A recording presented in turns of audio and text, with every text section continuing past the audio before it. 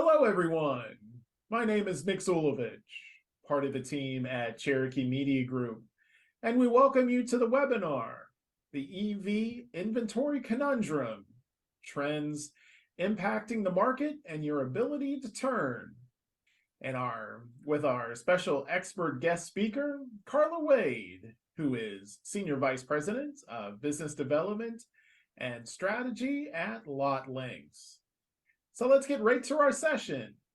The EV Inventory Conundrum, Trends Impacting the Market and Your Ability to Turn with Carla Wade. Carla, welcome in. Thank you so much. Hi, Nick. Thank you so much. Great to be here.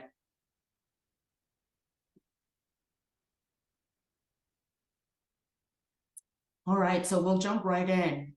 So folks, thank you so much for joining, and I'm really excited to chat with you today a little bit about the EV inventory conundrum and what we can do to prepare, some of the trends that we're seeing, and some strategies that can potentially help move us throughout this phase.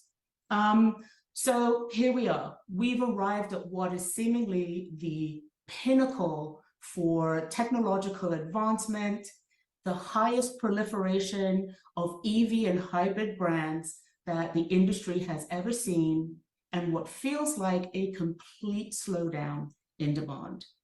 So the EV conundrum, in order to combat this, our dealers and manufacturers alike are going to need help to get through the rising inventory levels as they stand today. Vehicle supply is back on the rise, as we all know, especially with our EV brands. Consumers are still uncertain about the decision to buy an EV versus an ICE vehicle.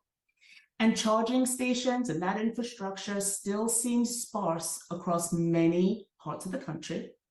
And let's not forget the high cost of ownership, our interest rates, and programs that are lacking right now. So today we're going to look at some of the three trends that we're seeing throughout this issue. So what we'll be covering today, on our next slide, what we'll be covering today are, as mentioned, the rising inventory, the uncertainty that automakers are having right now and their long-term plans, and again, that consumer demand and what we can do to get through what is a softer than expected market.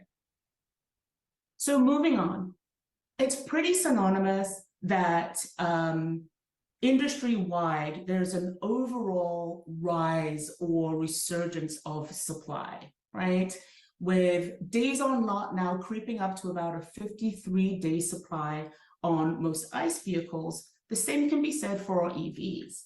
Now, as manufacturers ramped up the assembly of EV vehicles on what was predicted to maybe be an ease of production and a higher consumer adoption than predicted, instead, what we're seeing is a bloating in dealers' inventories of EVs, with a 103-day supply, almost double our ICE vehicles to date, and many scratching their heads on how to move these cars, how to find these buyers, if they exist.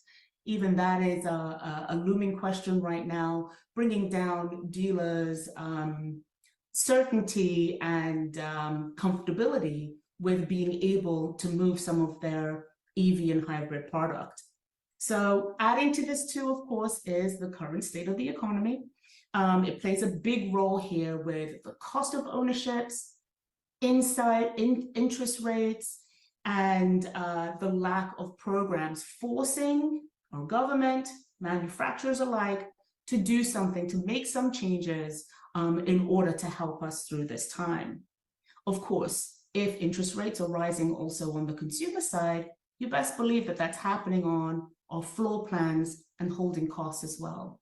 We're seeing interest rates as high as 7.5 in holding costs for dealers right now, which is extremely painful, and now putting additional pressure on trying to move these vehicles and move this metal as quickly as possible, being able to turn that metal faster. So while manufacturers overall may be experiencing an increase in EV sales. Some are anyway, about 1%. The revenue, however, is not keeping pace. And therefore, the overall demand for electric vehicles is not meeting with that supply, adding additional pressure to both OEMs and dealers alike and cutting into profits. So what do we do about this, right? On our next slide, we'll talk a little bit about some of the uncertainty that is happening, that's looming around at the moment. So if I recall, around this time last year, I presented at an auto conference, and the presentation was about getting your dealerships ready for EV vehicles and the influx of customers and the questions they're going to ask, readying your staff, being able to get your showrooms outfitted with charging stations and the resources needed to sell these brands. And at that time, it was a hot topic, but the reason was mainly around combating the misnomers in the industry with our consumers, right? Kind of combating their fears against what at that time was the lack of infrastructure, or the conveniences, if you will, the charging stations and so on, and range anxiety. So, oh boy, has that changed since that, since that past year, where now the grave outlook of the number of vehicles we have is we've kind of flipped that over to, where are the buyers, and how can we appeal to this consumer if they're out there.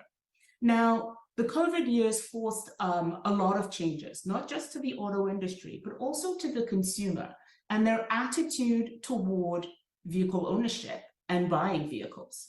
So what happened when, we had an influx of inventory, but we had a downturn, if you will, in supply. So where some may want a specific color or convenience, they're a little harder to get. And so consumers found themselves really digging in and going deeper on their search, or taking longer to try to find the vehicles that they wanted outside of having to compromise. This changed the attitude, right? So where some were looking at other brands now because potentially they weren't finding exactly what they wanted to purchase, they looked at used vehicles in a different way, where if you were an avid new car buyer now, that was an appealing proposition to you because you could find what you wanted. So brand loyalty dipped. The number of people moving towards new cars also became a new, used cars, I beg your pardon, became a new trend. And then also vehicle ownership. People were hanging onto their vehicles longer, and so on, which really, kind of started to create this downturn. But overall, affordability is at the top of this decision-making process. Now, it's no secret that an EV vehicle, most of them have a luxury price tag. And with the prices of vehicles creeping up during the COVID years, forcing customers now to spend almost $112 more for a payment on a vehicle overall, it really put a lot of strain on the choice to choose an EV vehicle. So how can dealerships adapt to this challenging market? How can dealers try to find, these consumers and where they're sitting? So it seems as though we have a country divided at the moment, where in recent studies, about 51% of consumers say that they would most likely consider purchasing an EV vehicle, and not only for the green footprint, not just for those reasons, but also because they do believe that this is the future and this is a better way forward. But some of the things that are standing in their way is the cost of ownership, right? The lack of resources, and the ability to be able to afford these vehicles at the current rate that we're going right now. So the consumers are out there, and there is a way to sway this audience. So we started off this, webinar with a lot of heavy stuff, right? And it sounds like it's all doom and gloom. However, there is definitely better things on the horizon. And so I wanted to make sure that we pointed out, some of the things that we can look forward to that can help both dealers and consumers afford these vehicles in short order. So there have been a lot of government programs out there that have aided with tax credits and so on for consumers to purchase vehicles. But it always seemed like a very lengthy and arduous process. You're doing it after the fact. The credits would run out. There was only a number of vehicles that were eligible for those credits.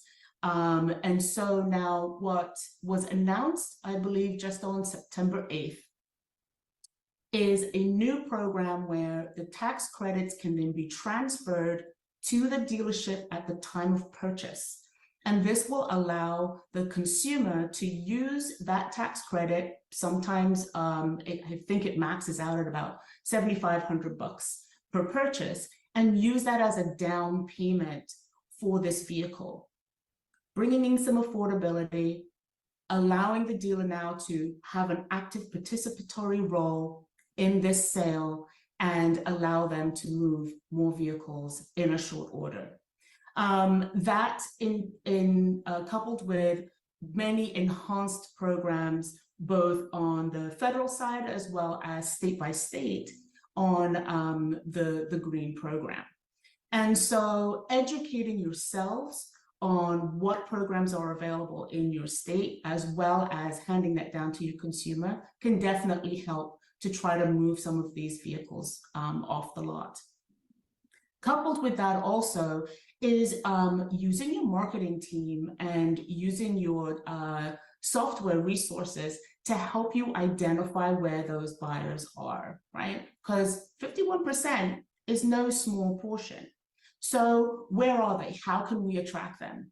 If you have a high supply of EV cars on your lot, you want to make sure that they are up front and center, being seen by the right audience. So leaning in on your marketing team, promoting your dealership, promoting your vehicles, and making them visible to these audiences are definitely going to help you with getting those moved.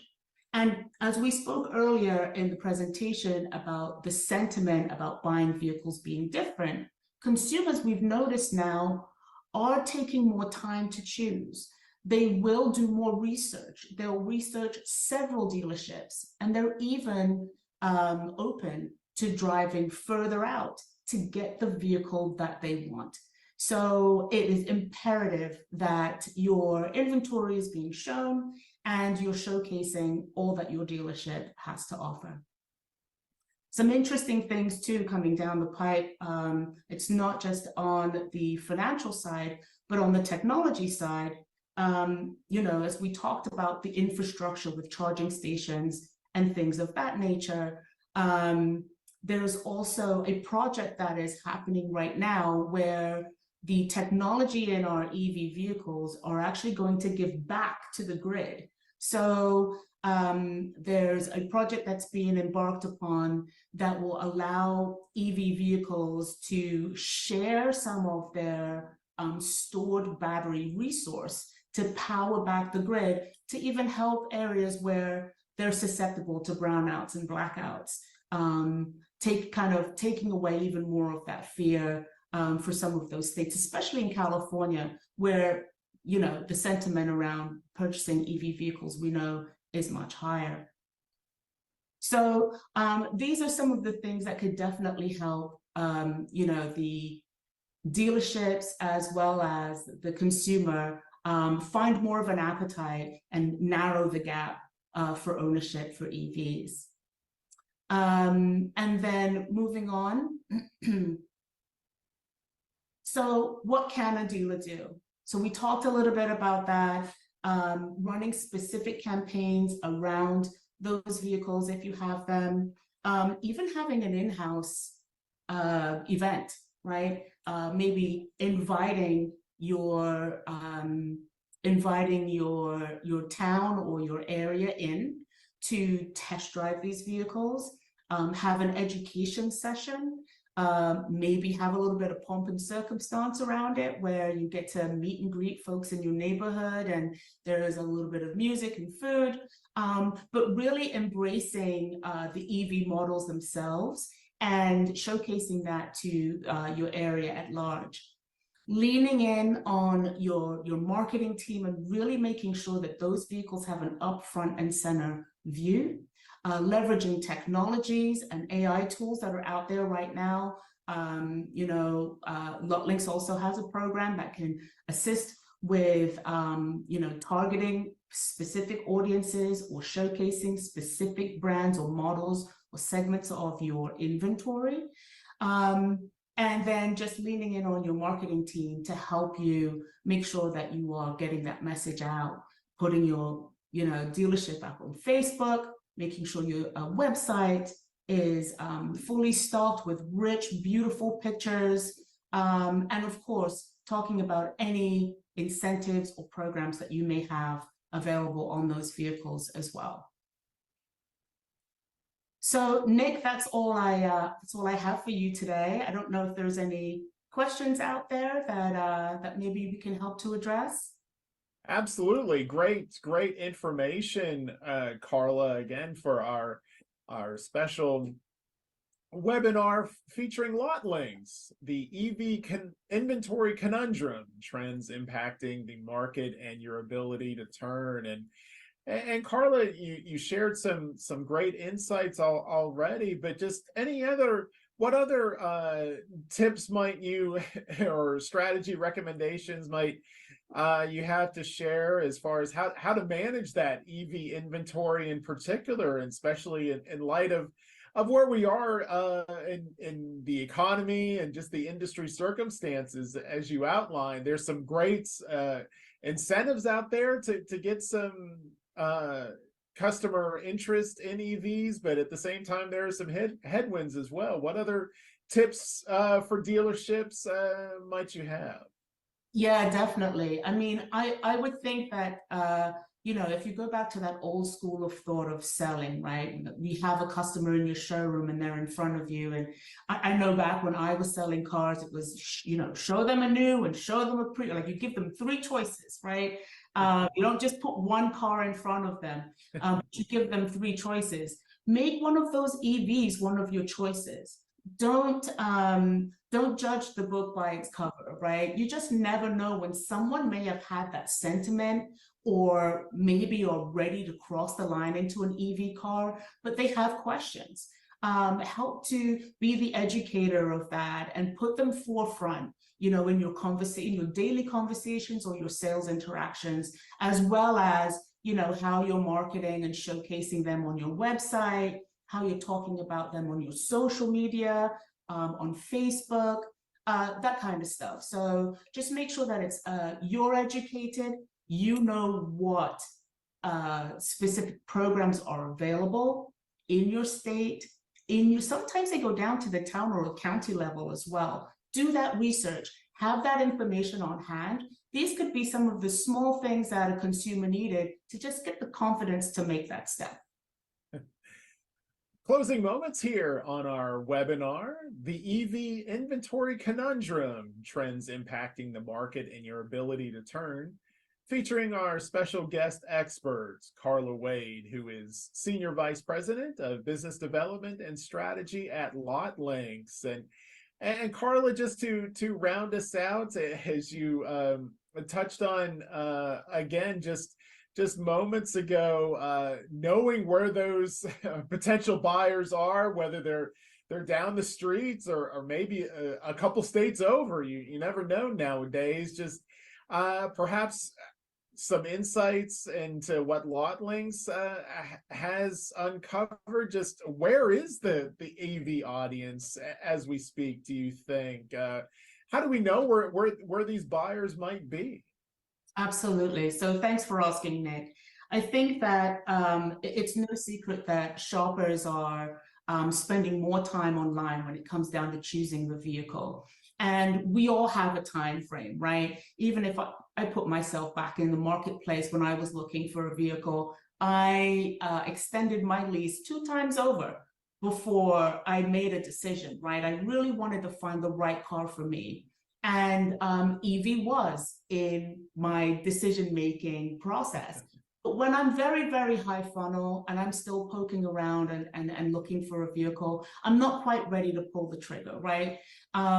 What LotLinks helps you do is find those buyers that we have predicted are in the buying stage. They're very low funnel. They are ready to pull the trigger. Research is done. We've looked at what we want. We've narrowed it all the way down. And our AI and machine learning allows us to do this by watching that customer's buying journey, understanding what their choices are and what they've whittled down to, and being able to pinpoint exactly when they are ready and where they are in the marketplace. Sometimes that could be a step outside of your natural AOI and can be very difficult to discern or find, just by using your own natural resources at the dealership. And so what LotLinks is able to do is gather that intelligence, allow you to make sure that your vehicles are being seen by that ready to buy audience and turning those vehicles at a much faster and higher rate. So if anyone in the audience today is interested in learning more about how we can do that and how we can help, I'm sure we'd be standing by the phones ready and willing to give anyone a demonstration and show them how. But it's really about leaning on AI and leaning on some of that machine intelligence. It just does more than what a human being could possibly handle on a day-to-day at a very busy dealership. Excellent. And Carla, to close us out, how can dealerships of all stripes get in touch with LotLinks? Well, I definitely invite them to visit our website at lotlinks.com. There's more information there. There's testimonials, videos, case studies. You can see the sentiments from some of our current customers and loyal partners today, but also fill in a demo request. And within moments, you'll have someone ready to be at the aid and give you a full rundown. That's Carla Wade, Senior Vice President of Business Development and Strategy at LotLinks. Carla, thank you so much for the time and insights about an important topic, electric vehicles. Thank you so much. Pleasure being here, Nick. Thank you for having me. And on behalf of all of us at Cherokee Media Group, my name is Nick Zulovich. We thank you for joining us, and we look forward to having you again next time.